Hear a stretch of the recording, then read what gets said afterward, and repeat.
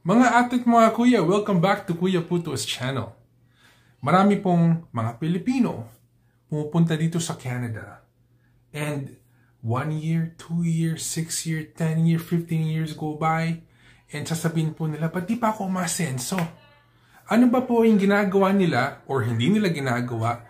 Bakit napakahirap po nilang umangat sa buhay?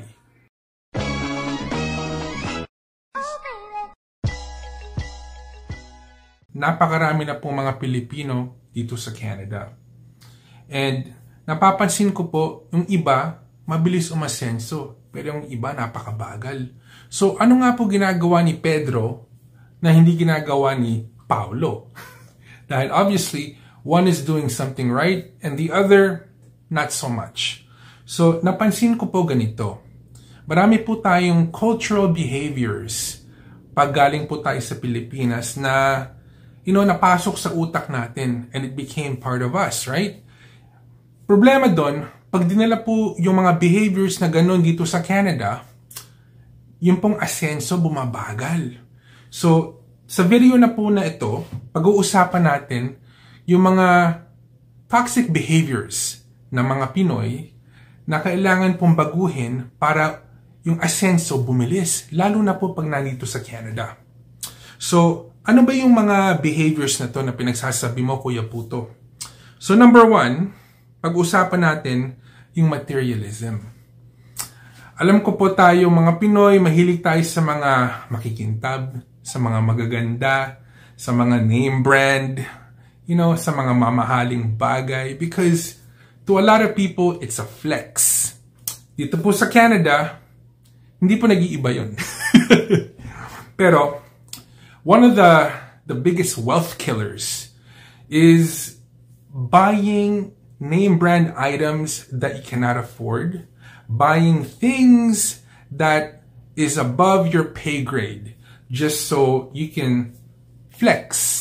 Materialism, gustong makuha yung mga magagandang bagay kahit po, it's a sacrifice ang lahat. Even though they cannot afford it.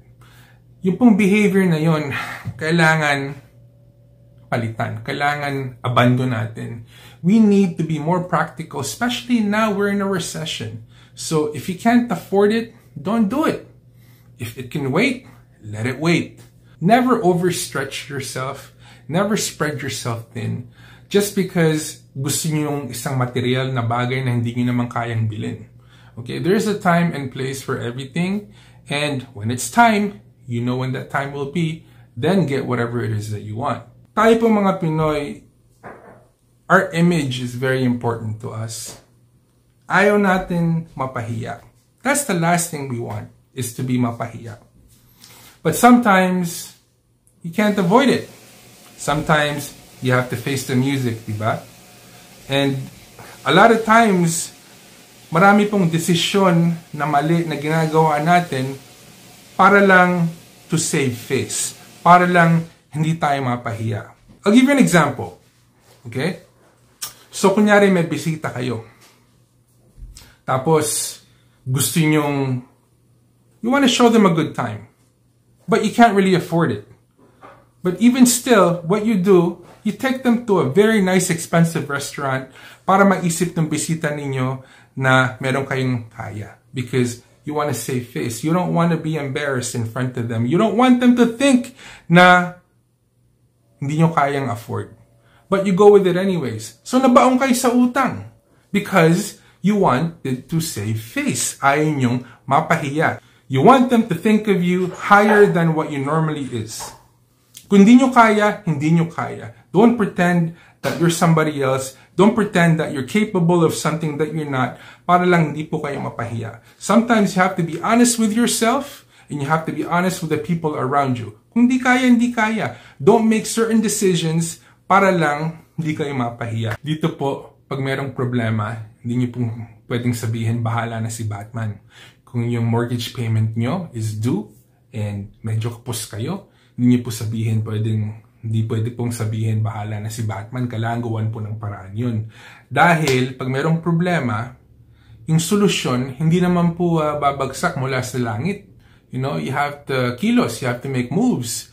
That way, you can come up with solutions to a problem, di ba? Dahil si Batman, hindi po kayo tutulungan ni Batman. Okay? So that's another toxic behavior na kailangan tanggalin natin. We need to be more proactive in everything that we do, lalo na po kung meron tayong mga problema na kailangan ng solusyon. Another toxic behavior, guys, is excessive politeness. Tayo pong mga Pilipino, masyado tayong mga polite. We're very, very polite people. And you know what? It's not wrong to be polite, pero ilalagay natin sa lugar. Because sometimes, kung masyado tayong mabait, people will take advantage of us. Marami po ako naririnig sa workplace. Lalo na po pag yung Pilipino is working for, palagay nyo ng puti. Okay, I'm not being racist. This is just an observation. So, yung Pilipino merong job description. And ginagawa po niya yung job description niya. Pero, napansin po nung boss na puti na medyo mabait si Pinoy. So, the boss would ask Mr. Pinoy to do stuff above and beyond his job description because alam po ni boss na si Pinoy masyadong mabait, masyadong polite, and Pinoy will not say no. So in a way, he is being taken advantage of because of his politeness. So lagay po natin sa lugar yung pagkamabait natin. Just so people won't think that we're weak and people will not take advantage of us. As Pinoys, masyado po tayong reluctant to express disagreements. Ano po ibig sabihin nun? Culturally po, we don't like to argue. Culturally, we were always taught to agree, regardless whether it's right or wrong. Alam ko po yan because that's the environment that I grew up in as a kid.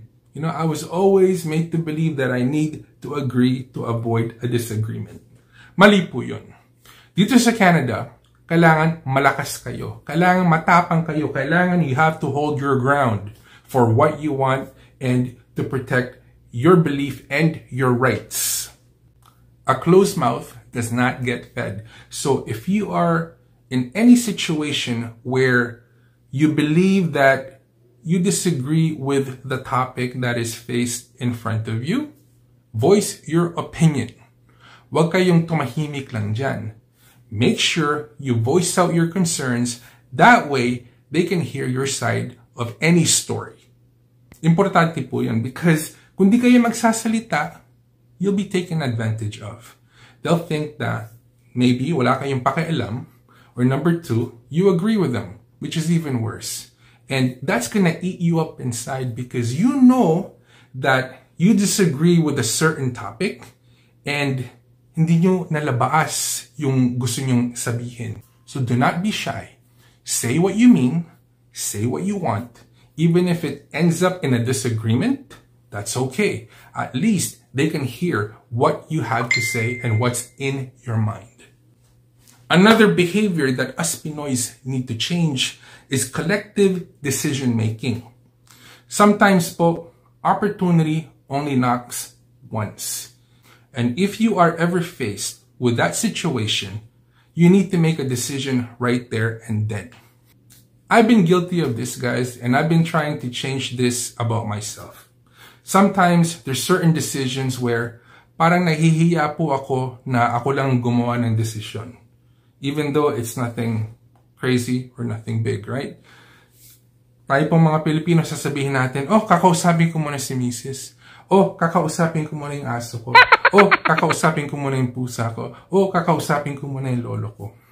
Sometimes, guys, when opportunity knocks, it only knocks once. And you have to be able to be confident enough to make a right decision if you're an adult, because that can mean the difference of being here where you're stuck or being here where doors will open for you. Let's move on to procrastination. Ano ba yung procrastination na yan? Di ba English yan, Kuya Puto? We're talking about Filipino behaviors. Well, procrastination is sasabihin natin, oh, mamaya na lang. Oh, di pa ngayon. Wala pa ako sa mood. Mamaya na yan. Napakamaling behavior po yun ng mga Pinoy because we need a very strong sense of urgency. Dahil dito po, yung opportunity, hindi po kayo hihintayin yan. You have to chase opportunity. So, if an opportunity presents itself in front of you, hindi niyo po pwedeng sabihin, oh, mamaya na. Oh, mamayang gabi na. Oh, bukas na. You have to do it right then and then because you are delaying results when you procrastinate. So guys, one of my favorite toxic behaviors nating mga Pinoy is Filipino time. Ano ba yung Filipino time na yan, Kuya Puto? You know, pag sinabi sa inyo, show up at 8, you show up at 9 or 10, mali po yan. Dito sa Canada, you have to respect people's time because people's time is valuable and time equals money. Subukan niyo pong pumunta sa trabaho late 1 hour every single day. Tignan niyo kung gaano kayo katagal mag-last dun sa trabahong yun bago kayo patalsikin. Okay? Any engagement that you have with anybody, any appointments, you have to respect that person's time because to them, that is very valuable. And here in Canada po, guys, everything revolves around time and money. So if you have no respect for time or money, that could be very well one of the reasons why hindi kayo aasenso or hindi kayo umasenso. Next toxic Filipino behavior, guys, that's keeping you from being successful is hierarchy in relationships. Kuya Puto, ano ibig sabihin nun? Alam niyo po sa Pilipinas, yung mga babae sasabihin dapat nasa bahay lang, yung mga lalaki dapat nagtatrabaho, yung mga babae dapat mas maliit ang sweldo, yung malalaki dapat mas malaki ang sweldo. You know, there should be more responsibilities on the woman taking care of the house and the kids, and there should be full responsibility on the men to go out there and make money and provide a living. Traditionally, yun po ang tinuro sa atin. Dito po sa Canada, no. No, no, no, no, no. Dito, you do whatever works. Whatever dynamic that any family has that seems to work, you respect it, you do it, you practice it. Marami po dito, the roles are opposites. Okay, marami pong mga lalaki, sila nagte-take care ng mga bata. Eh, yung babae, yung po nagtatrabaho. Vice versa. Pero, you can't frown on that because that's the dynamic that works for them. They don't follow the cultural norms ng mga Pinoy that we were taught while we were growing up. So, kung nandito po kayo sa Canada, you have to embrace an open mind. Okay? Because, paano po kung yung asawa ninyo, babae, mas malaki kita sa inyo? Tatamaan ba yung ego ninyo? Or are you gonna support her? That way, the whole family as a unit, umasenso.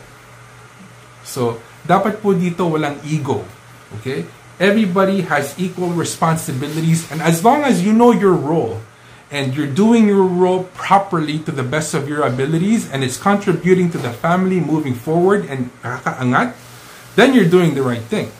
So, dapat we move that mentality that we used to have, that we were taught growing up in the Philippines, to the Canadian way, which is know your role, do your role, and let's all move forward. And I left the best one for last. And I know this is all over YouTube, but the worst toxic Filipino behavior is crab mentality. You can look this up on YouTube, you can look this up on Google, gas-gas na po tong topic na to. When you see a Pinoy, or anybody that's successful, support that person, admire that person, be inspired by that person. Don't pull that person down. Okay? Because karamihan po ng tao, all they see is inggit. Jealousy. Napakasama po yun. It's in the Bible. Kailangan, pag nakakita kayo ng successful na tao, Pinoy, kabayan, whoever, tanong nyo sa sarili nyo, paano niyang ginawa yun? Can I do that myself? Pwede ko ba siyang kausapin? Maybe I can ask that person how he did it, so maybe I can do it, maybe he can show me. Instead of, oh, yabang yan. Oh, walang kwenta yan. Oh, mandaraya yan. Stop being negative, mga kabayans. Okay? If you want to be successful, hang around with successful people. Ask successful people what they did and apply it to yourself. Stop bringing them down with negativity. That's what is stunting the growth of us Filipinos here in Canada and all over the world. Crab mentality. Talangka. Tapusin natin yan.